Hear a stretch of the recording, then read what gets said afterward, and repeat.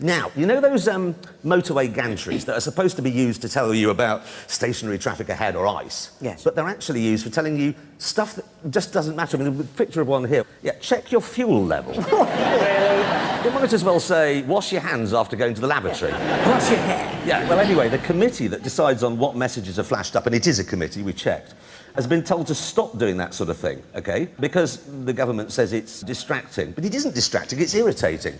Scarlett Johansson in a short skirt on a windy day on a motorway bridge, that is distracting. That would be... It's distracting me right now. Yeah. I think what would be distracting would be if you painted the surface of the motorway so that it looked like the opening sequences of Doctor Who as you drove along. That would be really distracting. I think they should use those signs to put up pub quiz questions as you drive past. Come on, That's a really good idea. What, and then you have the answer on the next one along? Yeah, germs that just fly by. Ooh, I don't know. And then you get the answer. Brilliant. Yes, thank you. Not if my little sister set the questions, because you'd get the question on one and then the next one would go, oh, come on, you must know that. Please, can we move on? I'd like to talk about this.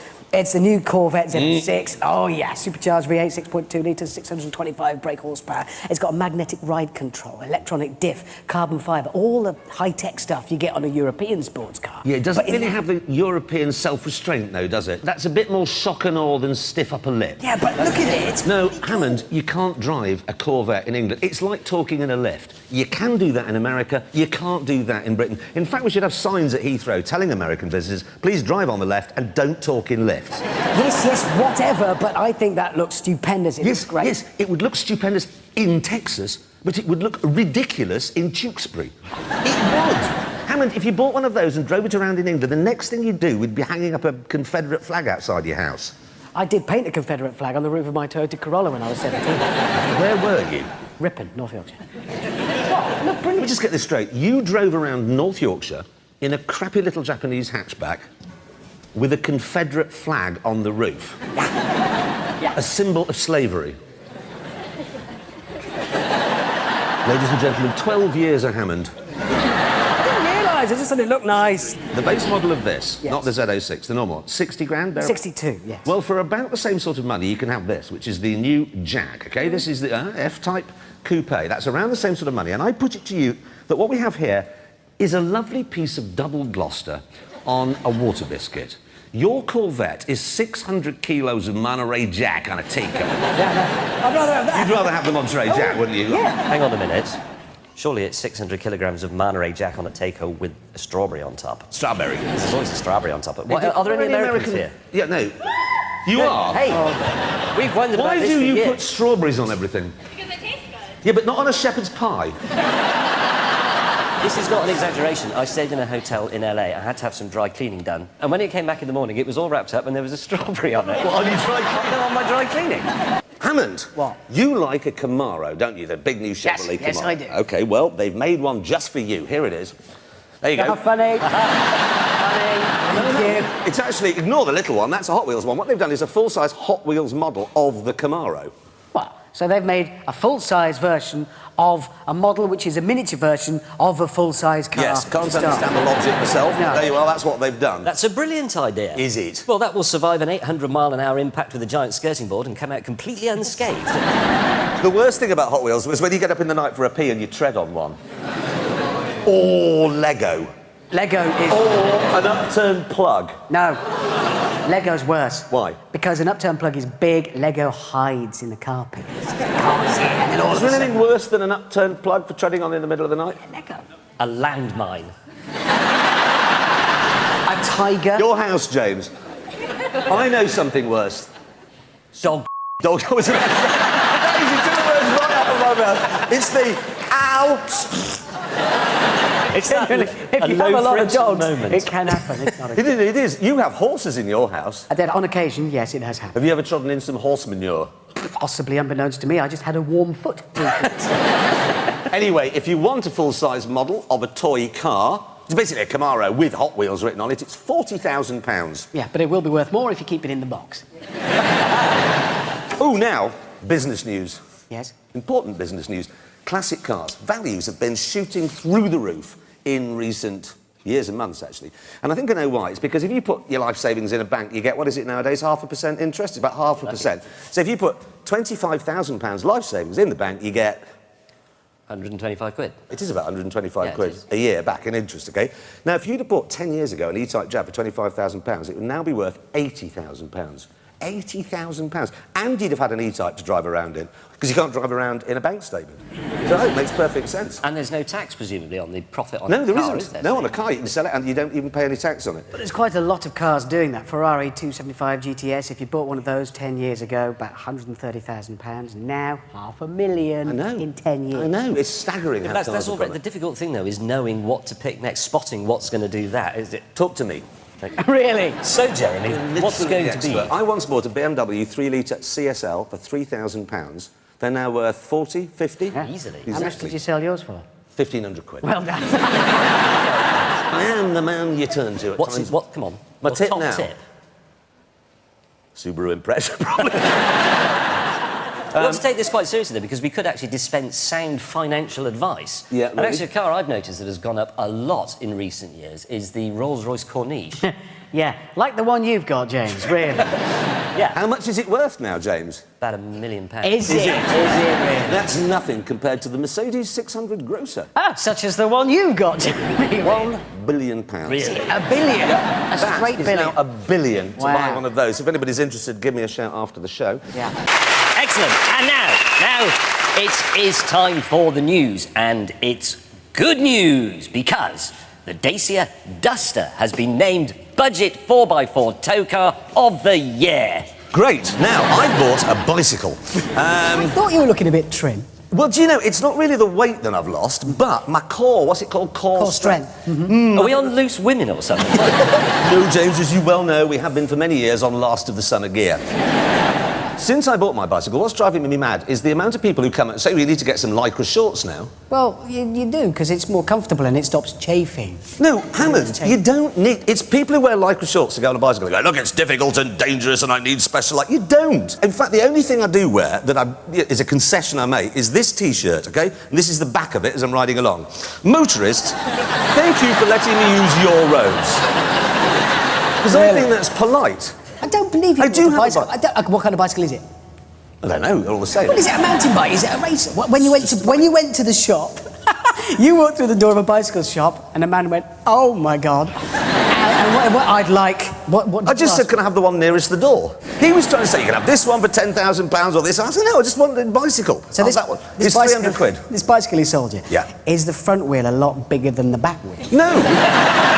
It's just a bike. They're all the same. Has it got And two little ones at No, the it back? hasn't got stabilisers. It's a bicycle. Genuinely, I don't believe you, and I think this has become like a new mystery. It's like a Yeti. So if maybe somebody's seen him, if you have seen Jeremy on his bicycle, write to us please at help. I've burst from laughing. Top Gear, Wood Lane, wherever. I don't believe it. I'm going to ride down... No, I'm not going to ride down here next week. That's idiotic. Barely ride to the paper shop. Now, who saw the British Grand Prix last weekend? Yeah. You may have noticed there were a lot of blowouts, OK? And I must say, I feel rather sorry for Pirelli. Because, well, no, for the last few years, tyres have been really good and grippy and lasting too long. So the organisers said to Pirelli, can you design a tyre that's a bit rubbish? So they did, and now everyone's saying, your tyres are a bit rubbish. So how rubbish is too rubbish? How much do you think Pirelli spend developing those tyres? It's got to be 100 quid. No, it's going to be millions. Yeah, millions of pounds developing a tyre, and all they get in response is people going into tyre warehouses saying, I need 4 new tyres for my car, just not Pirelli's. Right. And then I make silly jokes when I'm introducing the stick about it. I mean, I just think it's gone really... wrong. It backfired. This is exactly why I don't get Formula One, because surely it should be the pinnacle of automotive technology. Pirelli should make a tyre as good as it is possible to make a tyre. They should have active aerodynamics. They should be having, traction control, the most sophisticated in the world, ABS, invisibility cloaks, all that. They should be allowed to have anything they want. The problem is, though, James, is the organisers are trying to make Formula One like a level playing field, to make it a drivers' championship. And it isn't. You could put Sebastian Vettel in a Marussia, he's going to come last. Well, exactly. Let's just make it a championship for car makers and then let the designers have completely free reign. They can just do anything. Do you know what I'd do? I'd make a car that was the exact width of the track. No, but, Yeah, how clever is that? no, you see, that's interesting. That would only work if you qualified at the front, otherwise... No, you're not you wouldn't gonna have to. No, because it would be a top fuel type dragster, OK? So it'd be very poor around the corners, and I'd qualify last. But I would accelerate really quickly past them before the first corner, and then it would expand. Oh, it grows. To fill the track. Yeah, that's Jeremy. Brilliant. I've just won the championship. Jeremy, what you're proposing is wacky races. I know. Just think, you could have, like, a dog as your co-driver. Can I have I want a giant circular saw on the front of my car. But here's the clever thing, I can only use it once a lap. See? So you've got DRS zone, then the saw zone. It's a good idea, wacky races. I'd fit my Formula One car with time travel.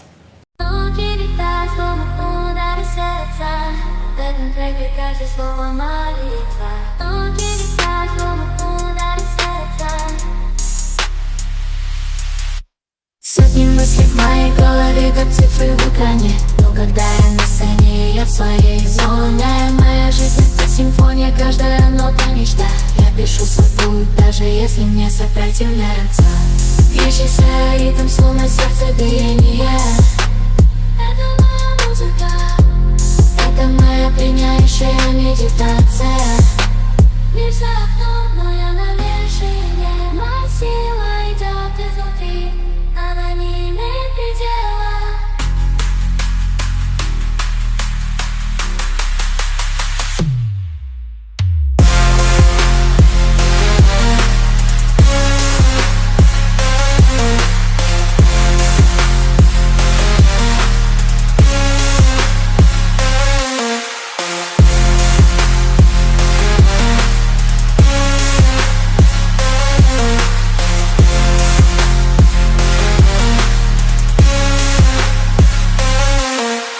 Кубок наливается ядом внутри меня. Не знал, что там спрятано, но я принял риск, это правда. Я создаю себя заново, не останавливаясь ни на мгновение. В этом мире 2024 я становлюсь сильнее. Жизнь как бокал, я преодолеваю каждое препятствие. Оружие в каждом слове истина. Я не копирую, я создаю свой путь сам. Мой голос несет смысл, даже когда мир кажется безысходным. Это не просто песня, это моя жизнь на стихах. Словно эхо в темноте, я нахожу свой свет. Я не оглядываю себя вперед, это моя миссия. Моя музыка — это я, и я не перестану играть. If you think about it, no, because the commentator would go, and they're off! And James had won. That's clever. It's already happened. We've solved Formula One. Again, the world just doesn't work without us in it, does it? No. Philosophy news. Everybody, no, don't groan, because this is, I know it sounds dreary, but driverless cars are coming, as we know.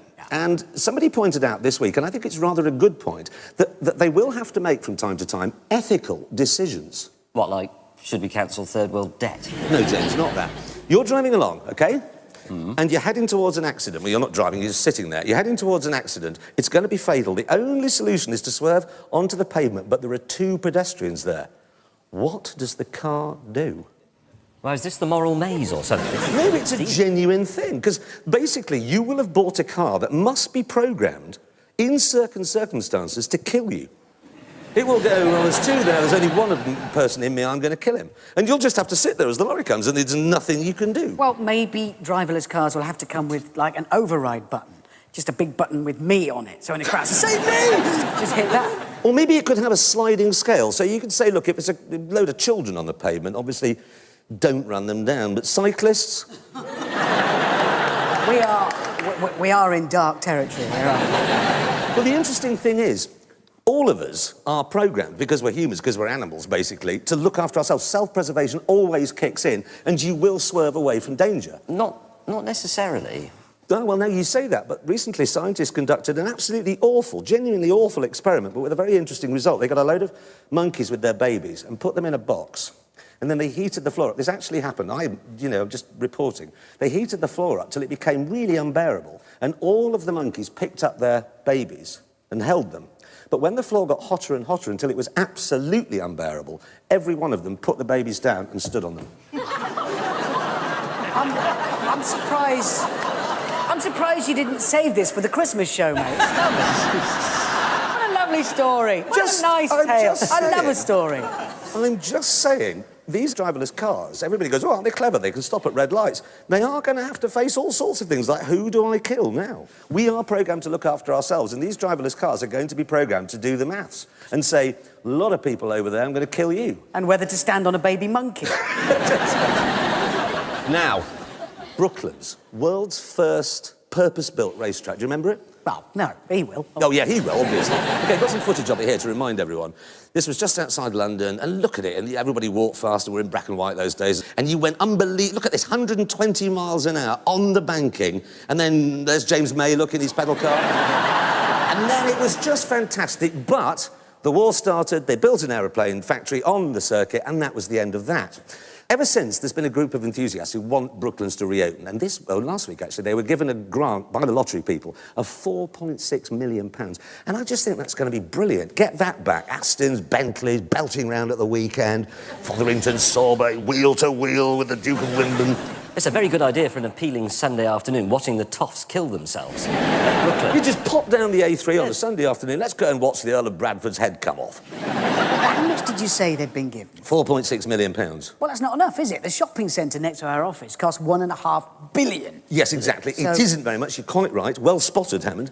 In fact, all they can afford to do with that is rebuild the start-finish straight. Well, hang on, just the start-finish straight of a race circuit is not much use in itself. No. Unless they spent all £4.6 million on lottery tickets. It's lottery money. They could take the grant, spend it on lottery tickets, and win a lot more. Good thinking from Richard Hammond there. He's saved motor racing for the nation.